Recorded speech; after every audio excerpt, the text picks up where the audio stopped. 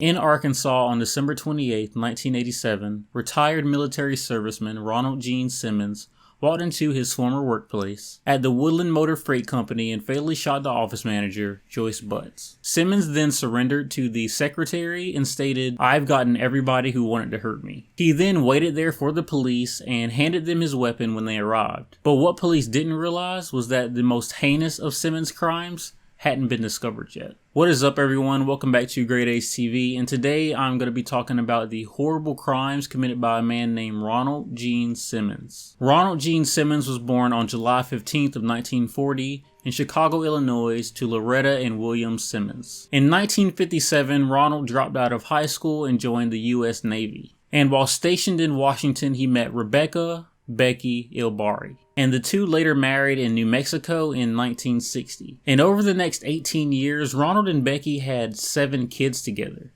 But even with that being said, they weren't exactly a happy family. In 1981, allegations arose that Ronald was actually sexually abusing his 17-year-old daughter Sheila, and that he had fathered a child with her. And once the Department of Human Services in New Mexico found out about this, they launched an investigation. But fearing prosecution, Ronald Simmons fled with his family to Dover, Arkansas. And their new home wasn't exactly the nicest place to be. The property was desolate, isolated, and had no phone service or plumbing. But that is the place where the Simmons family called home for the next few years. That would be until right before Christmas of 1987, when it seems for no reason at all, Ronald Gene Simmons decided to kill his entire family. He started on the morning of December 22nd by killing his wife and his oldest son, Ronald Gene Simmons Jr., with a .22 caliber gun, which he followed shortly after by strangling his 3-year-old granddaughter. And all 3 bodies were found in a shallow pit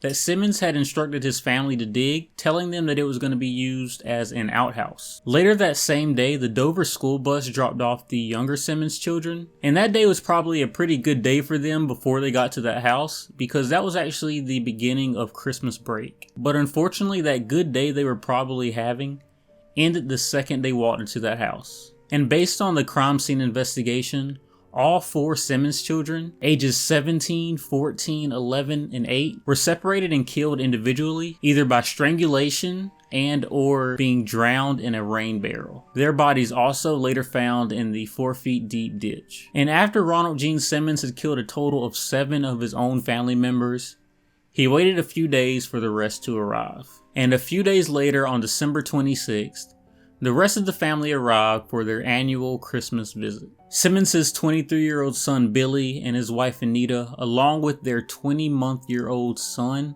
were the first to arrive. William and Renita were shot, and their bodies were left by the dining room table, covered by their jackets. Their 20-month-old son was then killed and placed inside of a trunk of a car that was behind the Simmons home.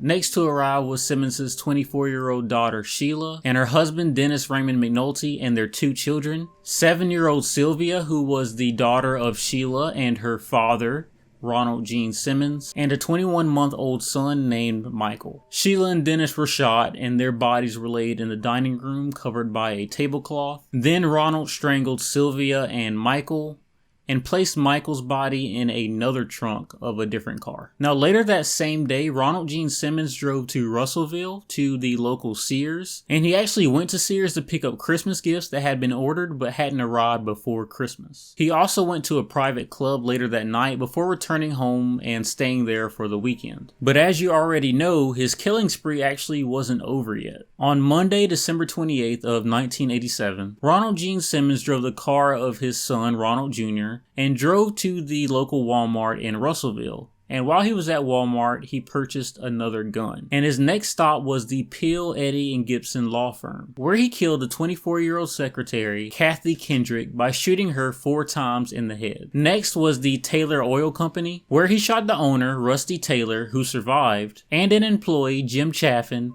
who died on the scene. Simmons then went to the Sinclair Mini Mart, where he shot and wounded Roberta Woolery and David Salyer. And his last stop was the Woodline Motor Freight Company, where he shot his former supervisor, Joyce Butts, and surrendered to police. Once it was all said and done, Ronald Gene Simmons had killed 16 people, 14 of them being his own family. Ronald Gene Simmons was then sent to the Arkansas State Hospital in Little Rock for an evaluation. And it was there that he was actually found sane and capable of standing trial, which he had 2 of. The first trial was concluded on May 12th of 1988, and during that trial he was found guilty of the murder of Kendrick and Chaffin. And 2 days later he was found guilty and sentenced to death by lethal injection, along with 147 years in prison. Now, the second trial took place a year later, and it concluded on February 10th of 1989. And at the conclusion of that trial, Ronald Gene Simmons was found guilty of 14 counts of murder for the death of his family. And on May 31st of 1990, then Governor Bill Clinton signed Ronald Gene Simmons' execution warrant for July 25th of 1990, which was actually the quickest sentence to execution to death time in United States history since the death penalty was reinstated in 1976. And Simmons would later go on to refuse all visitors, including counsel and legal clergy, and his final words were, "Justice delayed finally be done is justifiable homicide." So as far as the reasoning why Ronald Gene Simmons decided to kill his family and 2 other people, no one really knows, because Ronald Gene Simmons never gave a reason behind it. In fact, the closest thing the prosecutors could find to a motive was an undated note written by Simmons indicating a strong love-hate relationship with his daughter Sheila. And when this note was presented in court, Simmons got so angry that he actually punched the prosecutor and tried to grab the gun off one of the deputies that was in the courtroom. And the only other theory is that Ronald Gene Simmons was driven into a murderous rage when he found out that his wife was planning on leaving him. And this is such a sad case, and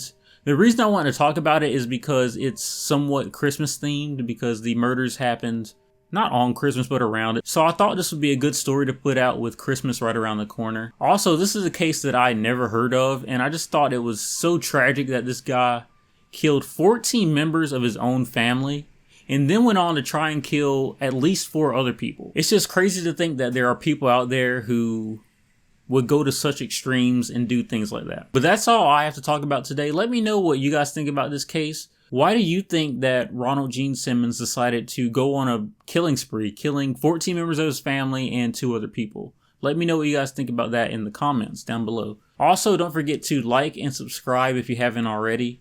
Remember, any interaction with this video at all is just super helpful for the channel and for the growth of the channel, and I really appreciate it. But like always, I hope you guys continue to have a great day, great week, great month, a great year.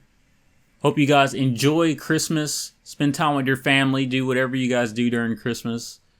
And I will catch you next video.